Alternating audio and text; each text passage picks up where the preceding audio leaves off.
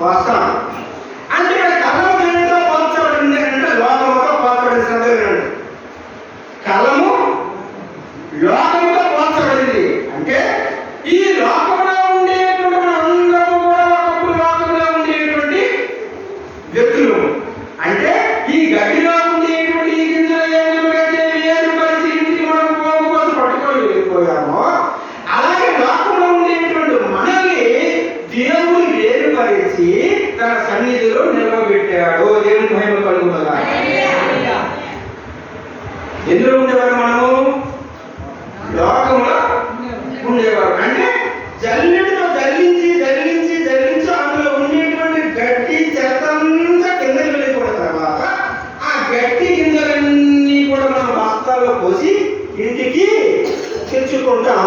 ఆ ఇల్లే దేవుని యొక్క మందిరము. అంటే ఇప్పుడు దేవుడు ఏం చేశాడు? లోకంలో అందరూ జల్లించాడు.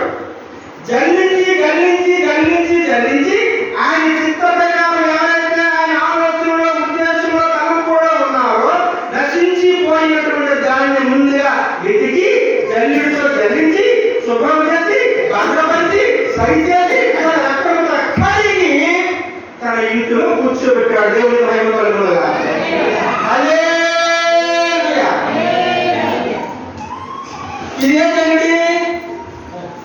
ఆత్మ సంబంధమైనటువంటి జల్లెడి, పరలోక రాజ్యాన్ని చేర్చినటువంటి జల్లెడి, నిత్య జీవానికి చేర్చినటువంటి మాట్లాడలేదు. చివరికి చెప్పండి.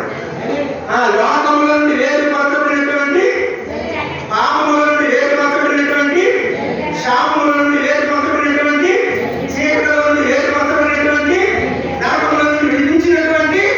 చూడండి, జల్లెడి అనేది ఒకటే కదా. ఎంత చక్కగా జల్లెడి అనేది ఒకటైనా అందులో ఎన్ని మాటలు ఉన్నాయి కదండి. జల్లెడి ఎలా తెలుస్తాం? ఎలా తిప్పుతాం కదా. తిప్పుదామా? తిప్పి తిప్పి తిప్పి తిప్పిన తర్వాత అందులో చాలా ప్రాముఖ్యమైనటువంటి గింజలు, గట్టి గింజలన్నీ ఉంటాయి, అవసరమైనన్నీ ఉంటాయి. అవసరమైన కుట్టంత గడ్డంత చెత్తంతా బయటికి వెళ్ళిపోతుంది. దేవుడికి మేము కలుగుతా. ఇక బయటికి వెళ్ళిపోయినటువంటి కొట్టు, ఈ గడ్డ, ఈ ఊహ, ఈ చెత్త ఏమిటి? యేసుక్రీస్తును సొంత రక్షకుడుగా అంగీకరించాలనేటువంటి వారు నరకంలోకి వెళ్ళిపోయినటువంటి పరిస్థితి. దేవుడు భయపడుతుందా? అది కొట్టే కదండి, అది గడ్డే కదండి. అది నరకానికి వెళ్ళిపోయి అందులో కాలిపోయినటువంటి పరిస్థితి. కానీ శ్రేష్టమైనటువంటి గింజలన్నీ కూడా నిత్య జీవంలో ఉంటాయి. దేవునికి మహిమ కలుగునగా. ఇలాగ దేవుడు ఏమి చేశాడంటే లోకంలో ఉండేటప్పుడు మనం పతనం అయిపోయినప్పుడు, నశించిపోయినప్పుడు, మునిగిపోయినప్పుడు, దిగజారిపోయినప్పుడు, వ్యాసారిపోయినప్పుడు, అందరూ కూడా లోకంలో మనం విడిచిపెట్టినప్పుడు, కుటుంబంలో ఉండేటువంటి వారు వెలివేసినప్పుడు, ఒక బాధ, ఒక కష్టం, ఒక దుఃఖం, ఒక బాధ, ఒక వ్యాధి, ఒక బలహీనత వచ్చేటప్పుడు అందరు విడిచిపెట్టి వెళ్ళిపోతారే. ఆ విడిచిపెట్టి వెళ్ళిపోయినటువంటి పరిస్థితుల్లో ఆ సృష్టికర్తనుడు దేవుడు మన దగ్గరికి వచ్చాడు. ఆ వచ్చినప్పుడు ఏం తెచ్చాడు తెలుసా? ఏం తెచ్చాడు? జల్లెడ పట్టుకొని వచ్చాడు. దేవుని మహిమ కలుగునగా. ఈ జల్లెడ పట్టుకొని వచ్చి ఇంట్లో ఎంతమంది అయితే ఉంటారో అందరినీ జల్లించాడు. ఇంట్లో ఎంతమంది ఉంటారో మీకు ఆలోచన రాకండి. ఈ జల్లించాడు. జల్లించిన తర్వాత ఎవరైతే ఆయన విశ్వాసం పట్టుకొని అంగీకరిస్తారో అంగీకరించినటువంటి వారు ఆ జల్లిలో ఉండిపోయారు. మిగిలినటువంటి వారి కింద భాగంలోనికి మిగిలిపోయారు. దేవుని మహిమ కలుగునగా. హల్లెలూయా. అలాగా మన కుటుంబంలో అందరూ యేసుక్రీస్తును సొంత రక్షకుడుగా అంగీకరించారంటే అందరూ అంగీకరించలేదు. అదేనండి. భార్య వస్తే భార్య గారు, భార్య వస్తే భర్త గారు, తల్లిదండ్రులు వస్తే పిల్లలు రావు, పిల్లలు వస్తే తల్లిదండ్రులు రారు, ఒకరు వస్తే ఒకరు రారు, ఒకరు వస్తే ఇంకొకరు రారు. అంటే ఇదంతా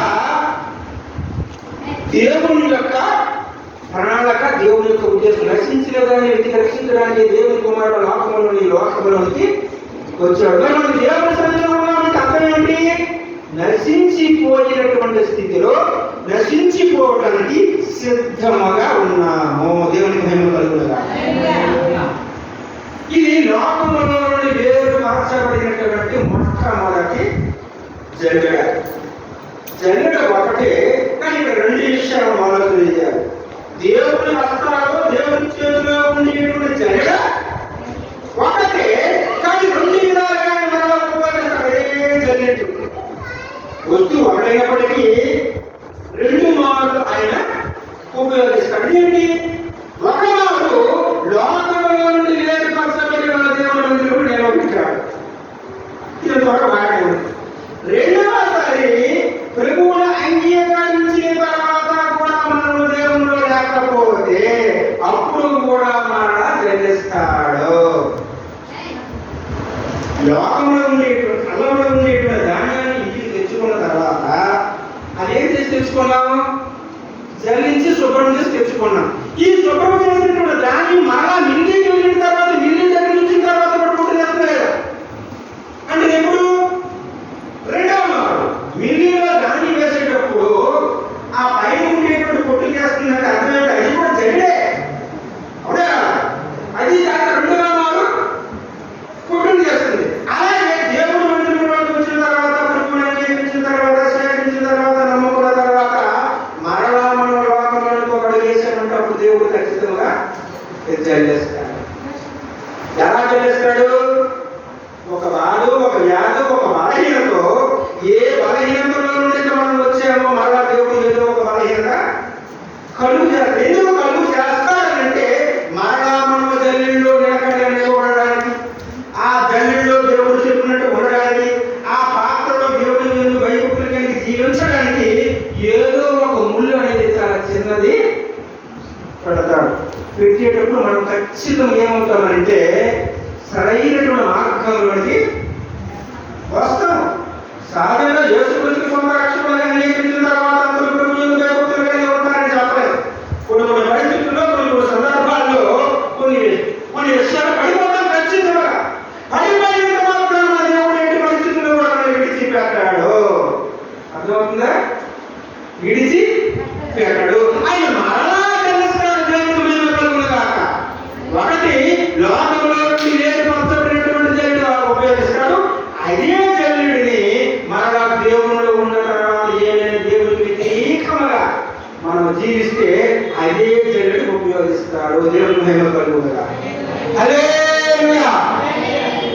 ఇది దేవుని యొక్క చేతిలో ఉండేటువంటి జల్లుడ. రెండవ వాక్యం చదివాము. చెప్పండి. లోకాసు వార్త 22వ అధ్యాయం 31వ వచనం నుంచి చదువుతాను. సీమోను, సీమోను, ఇదిగో సాతాను మిమ్మల్ని బట్టి గోధుమల జల్లించుటకు మిమ్మల్ని కోరుకొనేను. ఇది సాతాను చేతిలో ఉండేటువంటి జల్లుడ. సాతాను ఉండేటువంటి జల్లుడికి దేవుడి చేతిలో ఉండేటువంటి జల్లుడికి చాలా తేడా ఉంది. జల్లుడు ఒకటైనా పరిస్థితులు లేదు.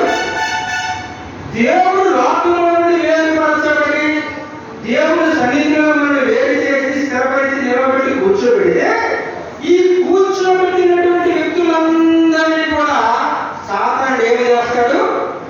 నా మార్గంలోకి ఎప్పుడు వస్తారా, నేను చెప్పినట్లు ఎప్పుడు వింటారని సాతానుడు జల్లుడు పట్టుకొని ఈ కళ్ళతో నేను చూస్తాడు. ఇదే జల్లుడ శరీర సంబంధమైనటువంటి జల్లుడ, లోక సంబంధమైనటువంటి జల్లుడ. ఆత్మ సంబంధమైన జల్లుడ లేదు, లోక సంబంధమైనటువంటి జల్లుడ లేదు. ఎందుకంటే దేవుడు మార్గంలో ఉండడానికి వాడికి ఇష్టం ఉండదు, మంచి మార్గంలో నడవాలంటే వాడికి ఇష్టం ఉండదు, దేవుని యొక్క అడుగుజాడలో ఉండడానికి వాడికి ఇష్టం ఉండదు. కాబట్టి జల్లుడు పట్టుకుని కాచుకుని కూర్చుంటాడు. ఎవరన్నా జల్లుడిలోకి వస్తారా? ఈ జల్లుడు ఎక్కడికి తీసుకొని వెళ్తుందంటే నిత్య నరకాగ్నిలోకి తీసుకొని వెళుతుంది. ఆ జల్లుడిలో ఉన్నవారందరూ ఎవరు? యేసుక్రీస్తును సొంత రక్షకునిగా అంగీకరించలేని వారందరూ కూడా సాతాను యొక్క జల్లుడిలో ఉన్నవారే. అంటే మనము కూడా ఒకప్పుడు అలాగే ఉన్నవారు. కానీ దేవుని యొక్క మార్పును బట్టి దేవుని యొక్క మందిరంలో ఉన్నాం. దానికి కారణం ఏమిటి? మన శక్తో మన బలమో మన జ్ఞానమో కాదు. ఇదంతటికీ కారణము దేవుని యొక్క కృప.